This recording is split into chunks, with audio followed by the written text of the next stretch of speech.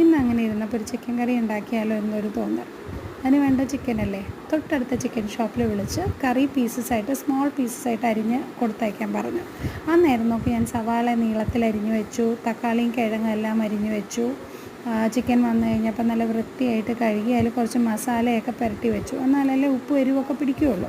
പിന്നെ as usual ചീനച്ചട്ടി എടുത്തു, എണ്ണ ഒഴിച്ചു, കടുക് വറുത്തു, അതിലേക്ക് അരിഞ്ഞു വെച്ച സവാള ഇട്ടു. അത് ഒന്ന് നല്ല രീതിയിൽ ബ്രൗണിഷ് കളറായതിന് ശേഷം അതിലേക്ക് ജിഞ്ചർ ഗാർലിക് പേസ്റ്റ് ആഡ് ചെയ്തു.